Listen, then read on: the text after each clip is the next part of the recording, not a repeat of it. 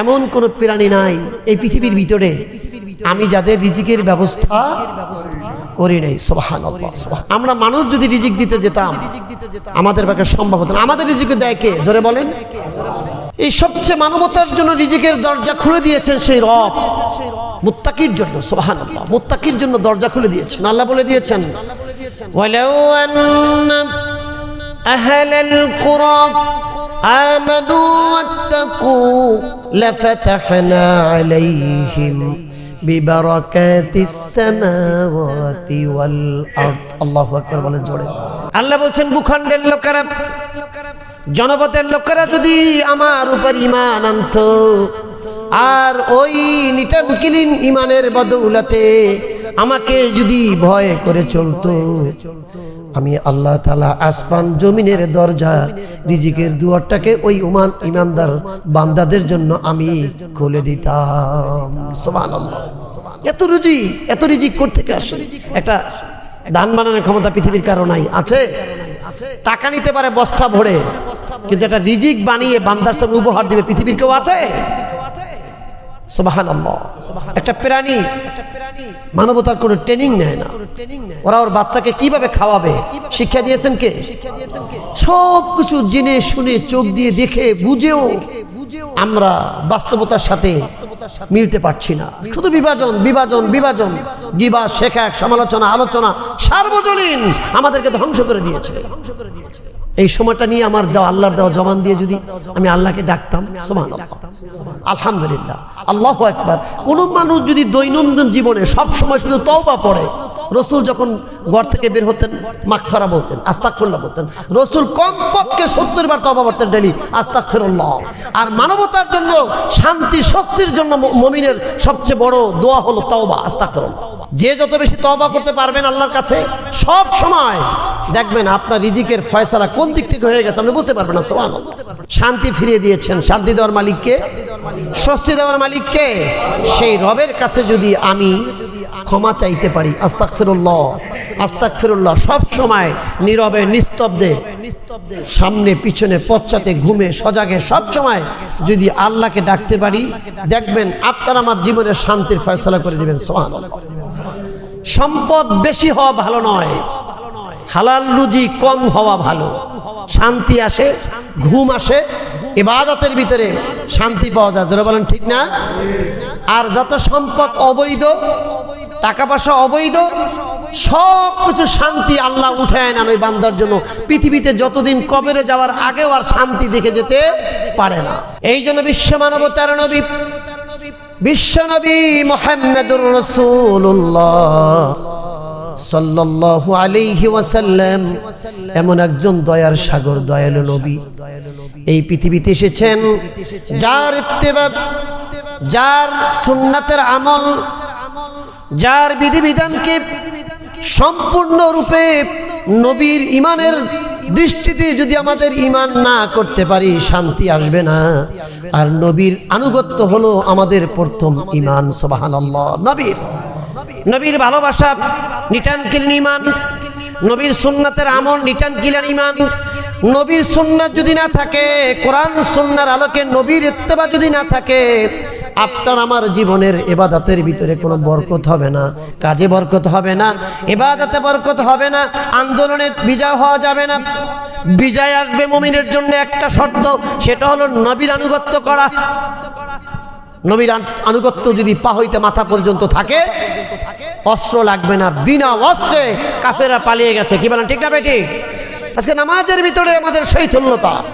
নবী এসেছিলেন আমাদের কাছে সুসংবাদ নিয়ে, ভীতি প্রদর্শন করার জন্য এসেছিলেন। আমি আপনাদের সামনে সূরা আল মাইদার 19 নম্বর আয়াত তেলাওয়াত করেছি। 5 নম্বর সূরা পবিত্র কোরআনের। কয় নম্বর সূরা? কথা বলেন। সূরা মাইদা কয় নম্বর সূরা?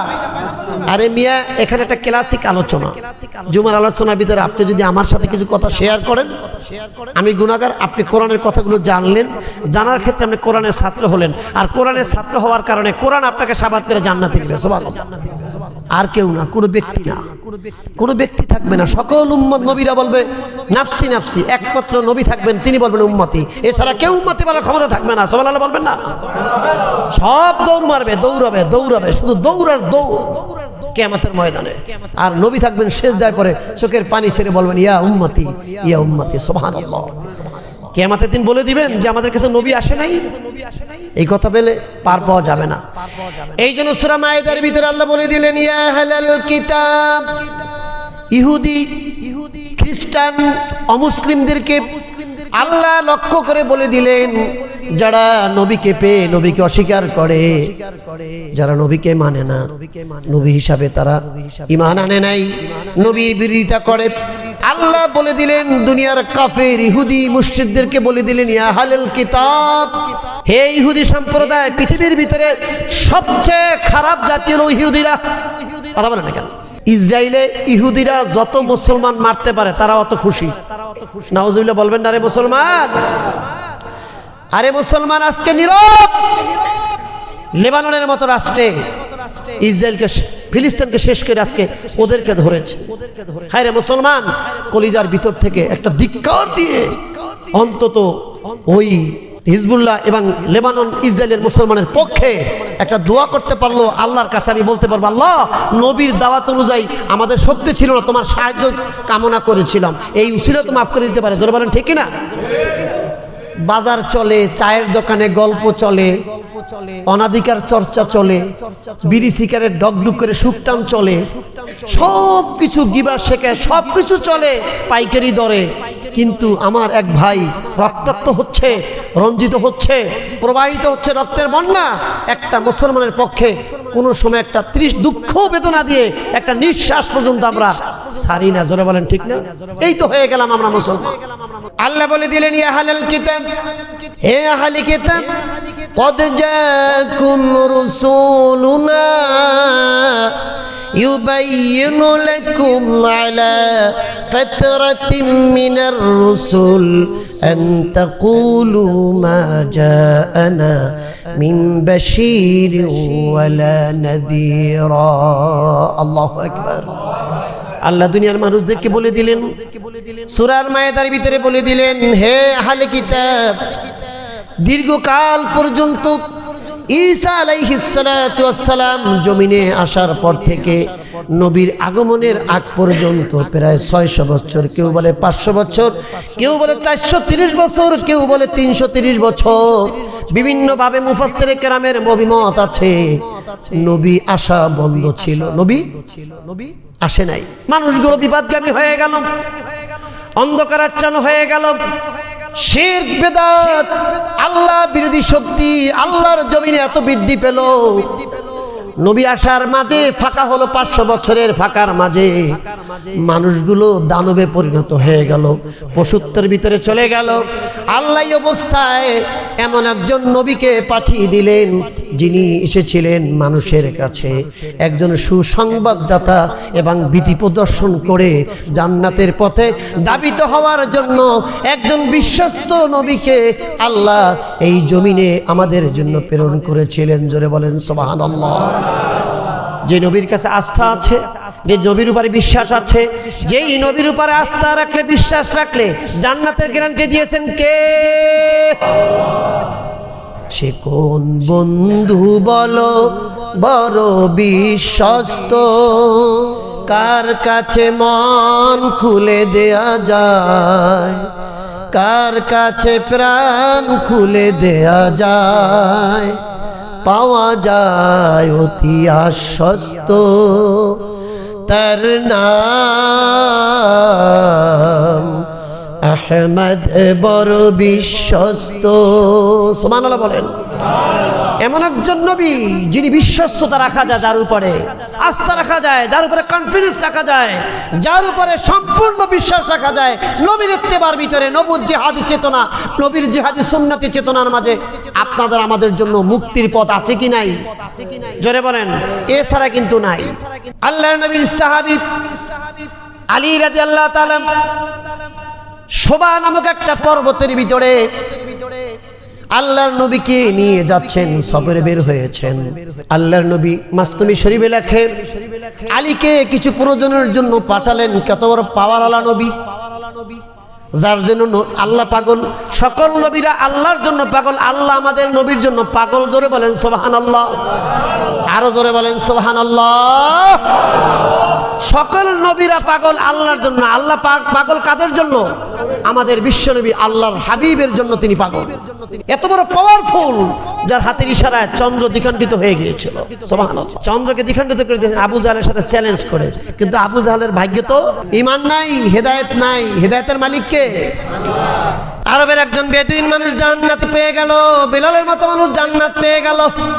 নবীর প্রতি ভালোবাসা কি? আর নবীকে দেখা শত্রুতামি করে আজীবন কোথায় গেল? জাহান্নামে চলে গেল। বদরের প্রান্তরে ঘুমিয়ে আছে। আর আবু জাহেলের পোস্ট ফেসবুকে দেখলাম জোতাতে পিটে দিয়েছে কবরের উপরে। কিয়ামত পর্যন্ত জাহান্নামের আগুন জ্বলতেই থাকবে তার উপরে। শাস্তি আর শাস্তি। আর মুমিন বান্দা রক্তাক্ত অবস্থায় ইহুদিদের বিরুদ্ধে যুদ্ধ করে, বাতিলের বিরুদ্ধে, ফ্যাসিবাদের বিরুদ্ধে ঈমানি চেতনা নিয়ে কোরআনের পক্ষে বুলেট খেয়ে মারার সাথে সাথে রক্তাক্ত অবস্থায় যেভাবে থাকবে ওইভাবে কিয়ামতের ময়দানে উঠবে। ওর দেহটা জান্নাতে সুগরান রক্ত থেকে বের হতে থাকবে। সুবহানাল্লাহ। মুমিন তো দুনিয়ার মসনদে বসে জামল্লা তা করবে, এই জন্য মুমিন নয়। মুমিন আসবে শুধু কোরআনের পক্ষে কাজ করবে জান্নাত পাওয়ার জন্য। যারা বলেন ঠিক না? নবী তো জান্নাতের জন্য, মানুষের হেদায়েতের জন্য দুনিয়ার ক্ষমতার মসনদে বসেন নাই। তিনি তাহলে আবু জাহেলের সাথে, আবু সুফিয়ানের সাথে, উতবার সাথে, সাহেবার সাথে আপোষ করে শুধু তসবিহ টেপতেন আর পানি ফু দিতেন বৈশা বৈশা। তার উপরে কোনো নির্যাতন আসতো না। যারা বলেন ঠিক না? কিন্তু দিনের সাথে আল্লাহর নবী কখন আপোষ করেননি। তিনি বাশীরাও ওয়া নাযীরা। আল্লাহু আকবার বলেন। একজন ভীতি প্রদর্শনকারী এবং সুসংবাদদাতা। সুবহানাল্লাহ। আল্লাহর নবীর সাহাবী আলী, নবী বললেন, আলী তুমি এই কাজটার জন্য একটু বাহিরে যাও। হঠাৎ করে আলী যখন কাজ সেরে দেওয়ার জন্য, নবীর আদেশ পালন করার জন্য বের হয়ে গেলেন, হঠাৎ করে এই ফাঁকে আসরের নামাজের ওয়াক্ত হয়ে গেছে। আল্লাহর নবী ওই শোভা পর্বতের ভিতরে দাঁড়িয়ে নিজে আসরের নামাজ আদায় করে নিলেন। সুবহানাল্লাহ। আসরের নামাজের ওয়াক্ত হলে নবী তো বসে থাকতেন নাকি? কথা বলে না কেন? আগে নামাজ পরে কাজ। কথা বলে না কেন? আগে নামাজ পরে কাজ। এই নামাজ না হলে ব্যবসা বরকত হবে না, কাজে বরকত হবে না। নামাজকে প্রাধান্য দিয়ে বের হবেন, আল্লাহ বরকত দিয়ে দেবেন। দেখবেন খালি বরকত আর বরকত। সুবহানাল্লাহ। কি বরকত কি আমরা টাকা পয়সা লোকদের জমি থেকে পাঠাই? তা না। ঘরে ঢুকবেন, স্ত্রী সালাম দিবে, আসসালামু আলাইকুম। ঘরে যাবেন, মেয়ে কোরআন শরীফ পড়তেছেন, লেখাপড়া করতেছেন, শান্তি আর শান্তি। আর যত ইসলাম বৃদ্ধি স্বীকার করবেন, যা দেখবেন মাইয়া দেখে জি বাংলা পোলায় ডাইলে বেরিয়েছে, স্ত্রী মার্কেটে গেছে গিয়া। আপনার 2% বললেন, শুধু কামেই করতেছেন আর দিতেছেন। আর মাঝে মাঝে মাশাআল্লাহ ঘরে বসে স্ত্রীর নীরবে অন্ধকারে কিছু বাড়ি বুড়িও খাওয়া। কথা কয় না। কারণটা কি? ওই কোরআন নাই, সুন্নাহ নাই, কামাই আছে। ইসলামের সাথে, কোরআনের সাথে যদি আপনার আমার কাজের কোনো সম্পর্ক না থাকে, কোনো শান্তি কিন্তু নাই। আল্লাহর নবী আসরের নামাজ শোভা পর্বতের ভিতরে আদায় করে নিলেন। হঠাৎ করে আলী রাদিয়াল্লাহু তাআলা একটু দেরি হয়ে গেছে আসরের রক্ত। কিন্তু নামাজের কথা বলতে পারে নাই। বলার আগেই আল্লাহর নবী বলে ফেললেন, আলী তুমি একটু বসো, আমি তোমার পায়ের উরুর উপরে মাথা রেখে একটু বিশ্রাম করে নেই। সুবহানাল্লাহ। কিন্তু নবীর কিন্তু নামাজ খালাস, আসর নামাজ খালাস হয়ে গেছে, আলী কিন্তু নামাজ পড়ে নাই। আল্লাহর নবী আলীর 2 পায়ের উপর উরু রেখে ঘুমিয়ে পড়লেন। আসরের নামাজে রক্ত চলে যাচ্ছে। আল্লাহর নবীর সাহাবী আসাদুল্লাহিল গালিব আলীর কলিজার ভিতরে যন্ত্রণা শুরু হয়ে গেছে। হায় হায়, আসরের নামাজের ওয়াক্ত শেষ হয়ে যাচ্ছে, আমি কখন নামাজ পড়ব? কিন্তু নবীরও তো বেজার করতে পারে না। যদি জাগায় নবীর ঘুম ভেঙে যাবে, বেয়াদবি হবে। সুতরাং আল্লাহ বেজার হোক আর নবী বেজার খুশি হোক, তিনি মনে মনে ভাবলেন আল্লাহ বেজার হলে নবীর উসিলা মাফ করে দিবে, কিন্তু নবীরে ঘুম ভাঙানো যাবে না। আল্লাহু আকবার। কিন্তু ভিতরে কি?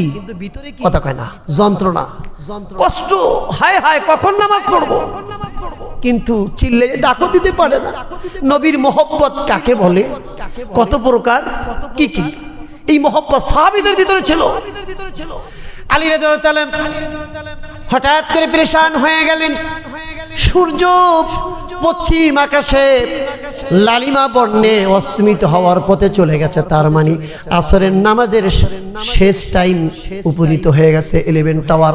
তার মানে কাজা পড়া লাগবে এমন একটা পর্যায়ে। আলী দু চোখের পানি, কাঁদতে কাঁদতে দু চোখের পানি আল্লাহর নবীর পবিত্র মুখের মোবারকের উপরে পড়ল। নবীর ঘুম ভেঙে গেল। নবী দেখলেন আমার আলী এত পেরেশান কেন, ব্যাপারটা কি? আলী তোমার চোখে পানি কেন? ইয়া রাসূলুল্লাহ, আপনি আমার একজন আল্লাহর বন্দী, আমার একজন হাবিব, কাজে পাঠিয়েছেন, কাজ করে এসেছি, আবার বিশ্রাম করেছেন, আমার পায়ের উপরে ঘুম পড়ে গেছেন। আসরের নামাজ আপনি পড়েছেন ইয়া রাসূলুল্লাহ, আমিও তো আল্লাহর বান্দা, কিন্তু আপনার দিকে তাকাইয়া নবীর মহব্বতে আমি আসরের নামাজের জন্য আপনাকে আমি ডাকতে সাহস পাই নাই, কারণ আপনি বেজার হলে আল্লাহ বেজার হয়ে যাবে। আপনি কষ্ট পেলে আল্লাহ কষ্ট পাবেন। আমি যে কি করবি ইয়া রাসূলুল্লাহ, ফরজ নামাজ, আসরের নামাজ। ও বান্দারা, আজকে নামাজ না পড়ে আমরা জান্নাতে যেতে চাই, এত সোজা না, ঠিক কিনা বলেন? আল্লাহ কোনে বলছেন, ইয়া আইয়ুহাল্লাযীনা আমানুস্তাঈনু বিস-সাবরি ওয়াস-সালাহ ইন্নাল্লাহা মা'আস-সাবিরিন।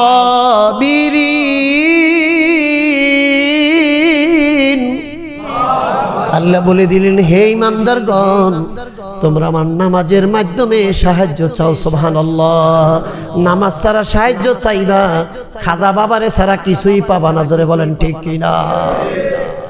নামাজ পড়বা না, খাজা বাবারে পাবা। নামাজ পড়লে নবীরে পাবা, আল্লাহরে পাবা, যদি নামাজের মতো নামাজ পড়তে পারো। সুবহানাল্লাহ বলেন। কিন্তু নামাজ বাদ দিয়ে খাজা পাওয়া যায়, গাঁজা পাওয়া যায়, হেরোইন পাওয়া যায়, কিন্তু আল্লাহকে পাওয়া যায় না। জোরে বলেন ঠিক না বেঠিক? যারা নামাজ পড়ে না দেখবেন তাদের চুলের থেকে গন্ধ আসে, শরীর থেকে গন্ধ আসে, ওর কাছেও দাঁড়ানো যায় না, মাছি পড়ে। আর ইমানদারের ঘর থেকে ঘেরান আসে, সেন্টের ঘেরান আসে। জোরে বলেন ঠিক না? 5 ওয়াক্ত নামাজ উযু যখন করে গুনাতে এমনি মাফ হয়ে যায়। সুবহানাল্লাহ। 5 বার ঢুকে বাইরে উযু করে, শরীরের, হাতের, মুখের গুনাহ বের হয়ে যায়। সুবহানাল্লাহ। পানির সাথে সাথে ইমাম আবু হানিফা রাহমাহুল্লাহ গুনাহ দেখতেন উযুর পানির ভিতরে, এই গুনাহ। সুবহানাল্লাহ বলবেন না? এত বড় তপকার একজন তাবিঈন ছিলেন। সুবহানাল্লাহ। এবার আলী রাসূলকে বললেন, ইয়া রাসূলুল্লাহ, আপনি আসরের নামাজ আদায় করেছেন, আমি নামাজ পড়তে পারি না ইয়া রাসূলুল্লাহ, সূর্য ডুবে যাচ্ছে। আলীর ভিতরে পেরেশানি বেড়ে গেছে। আল্লাহ ডাক দিছেন, ও মালিক, আমার আলীর পায়ের উপরে আমি ঘুম পড়ে গিয়েছি, আমি নামাজ ঠিকই আদায় করেছি, আমার আলী নামাজ পড়তে পারে নাই। আল্লাহ তুমি সূর্যটাকে কিছুক্ষণের জন্য একটু আটকাইয়া রাখো, আমার আলী যেন আসরের ওয়াক্তের ভিতরে নামাজটা আদায় করতে পারে। এ কি আমের আমার কাম? জো বাইডেনের কাম? নরেন্দ্র মোদীর কাম? আল্লাহর সাথে রাষ্ট্রদ্রোহী করা যায়? সূর্যকে বলছে, আল্লাহ মালিক, তুমি সূর্যের মালিক, তুমি ইচ্ছা করলে সূর্যটাকে কিছু সময় দিয়ে আমার আলীকে নামাজটা আদায় করে দিতে পারো। সুবহানাল্লাহ বলবেন না? কেমন সাহাবী, জান্নাতে কি শুভ সংবাদ এমনিই পাইছে? সুবহানাল্লাহ, সুবহানাল্লাহ। বলছে, আল্লাহ তুমি আমার আলীর জন্য সূর্যটা কিছুক্ষণের জন্য একটু সময় দাও, আমার আলী যেন আসরের 4 রাকাত ফরজ নামাজ আদায় করে মাগরিবের সালাতে যেতে পারে। এই সময়টুকু আল্লাহ তুমি দাও, অন্তত আলীর যেন নামাজের কাজা না হয়ে যায়। সুবহানাল্লাহ। কত বড় পাওয়ারফুল নবী, আল্লাহর নবী, বিশ্ব নবী মুহাম্মদুর রাসূলুল্লাহ, যার কথায় আল্লাহ সূর্যটাকে থামিয়ে দিয়েছেন। এস্টে কেফ, সদীবের কেফ মানে থামো, এস্টে থেমে গেল। কার কথায়? নবীর কথায়। থামায় দিলেন কে? সুবহানাল্লাহ। সে আল্লাহকে চিনি না? সে আল্লাহ ছাড়া আমাদের কেউ নাই। আছে কেউ? বলে স্ত্রী, পরিবার, যা বলেন, কেউ আমার না। আপনার আমার দুর্দিনের পাশের একমাত্র মালিক তিনি কে? চিৎকার দিয়ে বলেন, তিনি কে? একটু জবান খুলে আল্লাহকে ডাক দেন না, আল্লাহ। এই আল্লাহর শব্দটা আল্লাহর কুদরতি ক্যামেরায় উঠে গেলে, এই সাউন্ড বক্সের শব্দটা কিয়ামতের ময়দানে, যে আল্লাহ দেখবে আমার বান্দা তো তুর্কি বন্দরে আগত মুসলিমদের সাথে আমাকে মহব্বতে আল্লাহ বলে ডাক দিয়েছে। এই আওয়াজটা আল্লাহর কুদরতি ক্যামেরার ভিতরে ঢুকে গেলে বলবো যে রহিম, করিম, জব্বার অমুক জুমার টাইমে আল্লাহ বলেছে, আওয়াজটা পাওয়া গেছে, মাফ করে দাও। কিন্তু খাজা বাবার নাম নিলে কিন্তু মাপ পাওয়া যাবে না। ওই নরেন্দ্র মোদী রে খাতির ফাতির ইলিশ মাছ রপ্তানি করে দিলেন, জান্নাত পাওয়া যাবে না। ইলিশ মাছ কার? আরো জোরে বলেন, ইলিশ মাছ কার?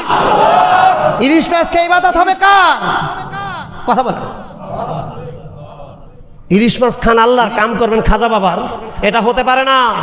এটা নবীর শিক্ষা নয়। নবী বলছেন যখন সুযোগ পাইতেন ফাইদা ফারাক্তা ফানসাব ওয়া ইলা রাব্বিকা। কথা বলেন, আল্লাহু আকবার বলেন। নবীর প্রতি সুপ্রিম অর্ডার, হে নবী আপনি যখন একটু কাজ থেকে ফারাক হবেন আমার সিজদায় চলে যাবেন। সুবহানাল্লাহ বলেন। সুবহানাল্লাহ খুব আস্তে গেল টর্কি মন্দিরের মানুষ। একটা ইলিশ মাছ আপনার বাবা আমার বাবা 14 গোষ্ঠী বঙ্গবন্ধু থেকে শুরু করে এই পর্যন্ত ইউনুস, প্রফেসর ইউনুস সহ দুনিয়ার যত মানুষ, গোটা দুনিয়া এক হইয়া একটা ইলিশ মাছের পোনা দিতে পারবে? কথা বলেন, কথা বলেন, দিতে পারবে? দুই সাগরের মাঝে পানি চলতেছে, একটা মিঠা পানি আর একটা লোনা পানি, কিন্তু একটার সাথে একটার কি নাই, ঢুকে নাই। কারণ লোনা পানির পানি এক রকমের মাছ এক স্বাদ, মিঠা পানির পানি এক স্বাদ। আল্লাহ বলেন মারাজাল বাহরাইনি ইয়ালতাকিয়ান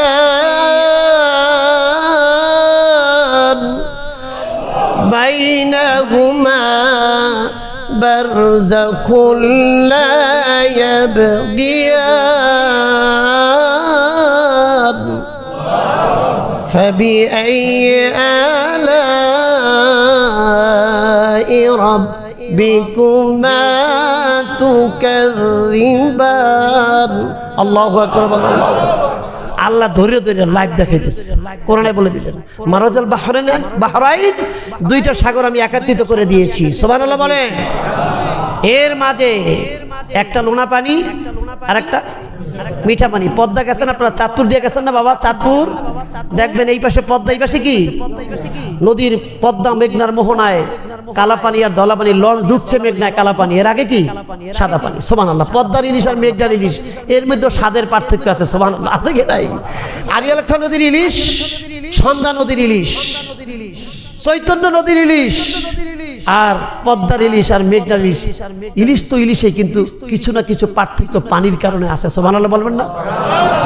আল্লাহ বলেন মারাজাল বাহরাইনি ইয়ালতাকিয়ান বাইনাহুমা বারযাখুন লা ইয়াবগিয়ান। আরে মানুষ তোমরা দেখতেছো দুইটা সাগর পাশাপাশি, একটার সাথে আরেকটা ব্যবধান, এত দূর এত ব্যবধান, কিন্তু একটার সাথে একটা মারামারি নাই। ওই ভারতের পানি বিজ্ঞানী প্রফেসর দেবগৌড়া উনি নেমেছিলেন পানির ভিতরে পরীক্ষা করার জন্য, সর্বশেষ কোরআনের আয়াতের কাছে এসে মাথা নত করে মুসলমান হয়ে গেছে। সুবহানাল্লাহ। উনি মনে করেছে কি সাগরের মধ্যে বুঝি কোনো বাউন্ডারি আছে? কি আছে? আল্লাহ বলছেন মারাজাল বাহরাইনি ইয়ালতাকিয়ান বাইনাহুমা বারযাখুন লা ইয়াবগিয়ান। এই দুই সাগরের মাঝে একটা পার্থক্য আছে, একটা বাউন্ডারি আছে, একটার ভিতরে আরেকটা পানি প্রবেশ করতে পারে না।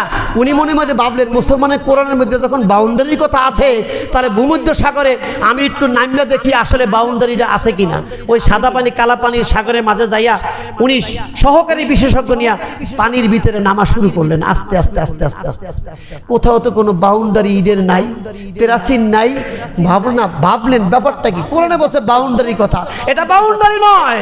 ওরা মনে করে সেটা বাউন্ডারি, এটা আল্লাহর হুকুম। সুবহানাল্লাহ, হুকুমই বাউন্ডারি। সুবহানাল্লাহ বলবেন না? আল্লাহর হুকুমই হলো বাউন্ডারি, এটা কোনো প্রাচীন নয়। সুবহানাল্লাহ, এটা চীনের কোনো প্রাচীন না। এটা আল্লাহ অর্ডার করেছেন একদিন আমার বান্দারা নোনা পানি খাবে, মিঠা পানির পানি মাছ খাবে। সুতরাং সাগর তোরা মারামারি করবি না। যেদিন সৃষ্টি করেছে ওদিন থেকে কিয়ামত পর্যন্ত একই ধারায় চলবে, একটার সাথে আরেকটা কোনো মারামারি নাই। সুবহানাল্লাহ বলেন। আল্লাহ বলছে বান্দারে তুই আমার কোন কোন অবদানকে অস্বীকার করবি? এত কিছু দেখার পরও, তোকে কোরআনে বলে দেওয়ার পরও কে তোকে ভুলিয়ে দিল? ইয়া আইয়ুল ইনসান মা গাররাকা বিরাব্বিকাল কারীম। আল্লাহু আকবার। কে ভুলিয়ে দিল তোমাকে? আমি বলে দিচ্ছি তোমার সামনে দৃশ্যমান। সাহায্য চাও আমার কাছে, আত্মসমর্পণ করে নামাজের মাধ্যমে, ইবাদতের মাধ্যমে আমার কাছে সাহায্য চাও। সুবহানাল্লাহ বলবেন না?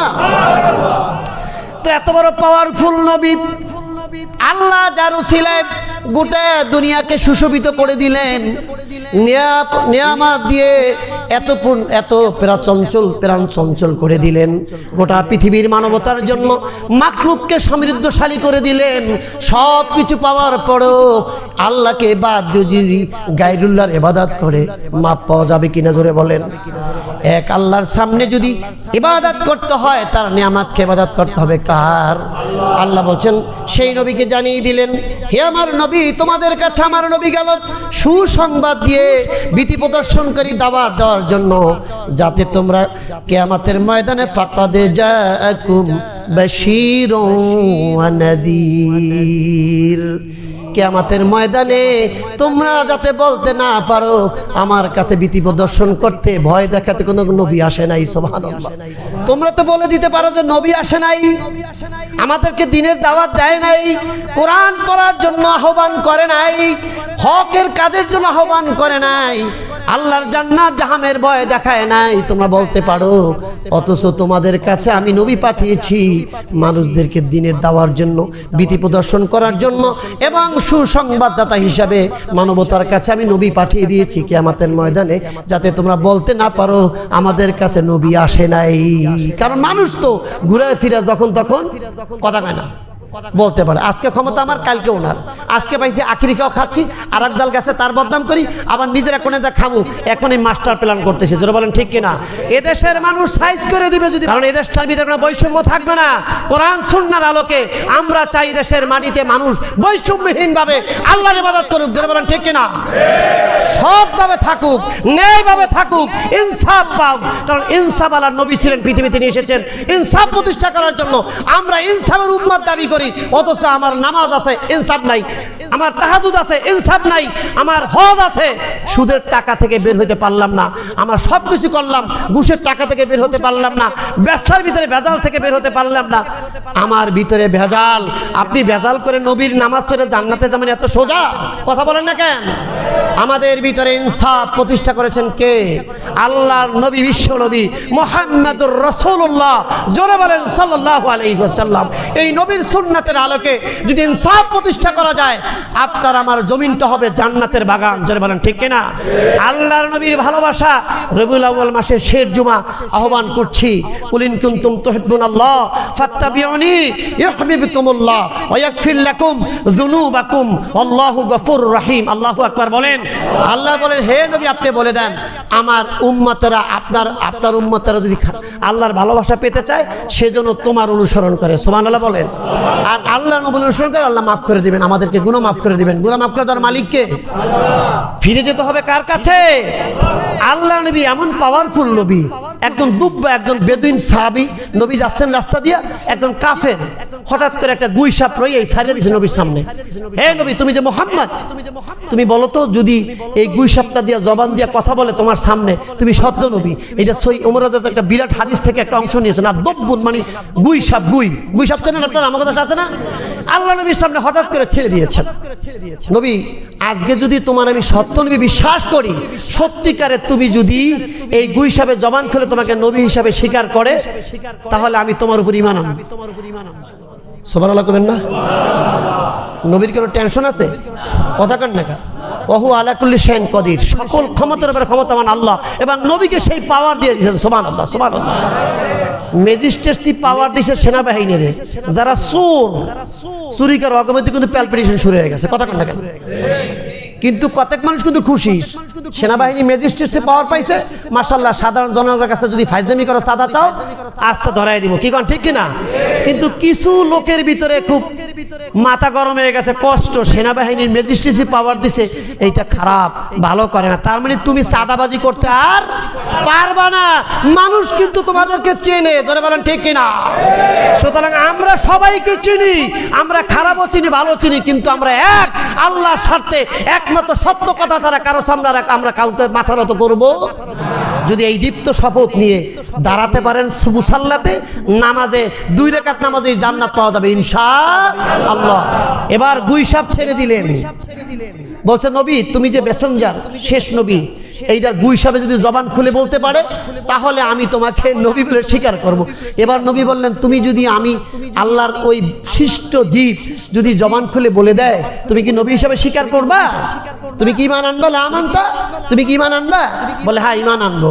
আল্লাহর কাছে নবী আমার হাত উঁচু করে বললেন হে আল্লাহ তুমি গুইসাপের জবানটা খুলে আমি যে সত্য নবী একটু বলায় দাও, আল্লাহ তুমি একটু খুলে দাও। সুবহানাল্লাহ। গুইসাপের জবান খুলে গেল, সাথে সাথে বলল আশহাদু আল্লা ইলাহা ইল্লাল্লাহু মুহাম্মাদ, তুমি সত্য নবী, কোনো সন্দেহ নাই। কিন্তু কাফের বলছে এখানেও জাদু লাগাইছে। কথা বলে না কেন?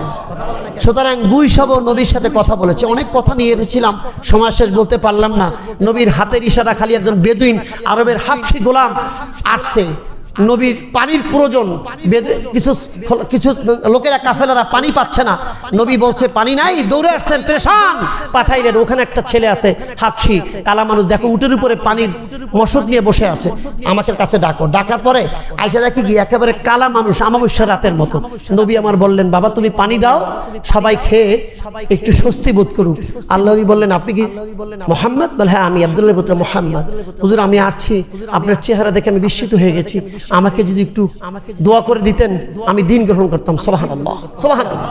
আল্লাহ নবী তার মুখের উপরে হাত বুলিয়ে দিলেন, সেই কালো হাফসি গোলামটা হয়ে গেল একেবারে নূরের মতো চেহারা হয়ে গেল, পূর্ণিমার চাঁদের মতো চেহারা হয়ে গেছে। সুবহানাল্লাহ বলবেন না?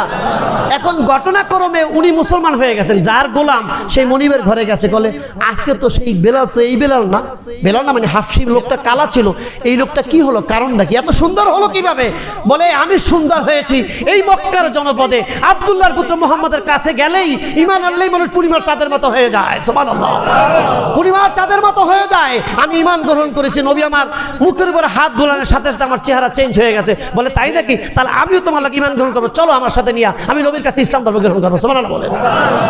কেমন খেলা, কেমন মজা, কেমন শক্তিওয়ালা নবী। সে নবীর উম্মতের ভয় কিসের? উম্মতের ভয় হলে একটা জায়গায় ঈমানের দুর্বলতা, স্বার্থ কমে যাবে। কি বলেন ঠিক কিনা? স্বার্থ কমে যাবে। বেশি নবীর সুন্নাত অনুযায়ী চললে, কোরআন অনুযায়ী চললে তো পকেটের টাকা খরচা করতে হবে, অন্যের টাকা থাবাই আনা যাবে না। 3 শ্রেণী মানুষ, 5 শ্রেণী মানুষ জাহান্নামে যাবে। তার ভিতরে 4 নম্বরে হলো থাপ্পাবাজি করিয়া, গলাবাজি করিয়া যারা আকাম কুকাম করেছে তাদের জন্য জাহান্নাম অপেক্ষা করছে। আগামী সপ্তাহে আল্লাহ যদি বাঁচায় রাখে এই 5টা সঙ্গের উপর আমি আলোচনা করেছি। 5 ব্যক্তি জাহান্নামের ভিতরে গলাবাজি করা, দাপ্পাবাজি করা, টাউটারি করে, বাটপারি করে মানুষের পিছন থেকে সম্পদ আহরণ করতে হবে। এই মানুষটি নামাজ পড়েও জাহান্নামে যাবে। আল্লাহ যেন আমাদেরকে হেফাজত করেন। জোরে বলেন আমিন।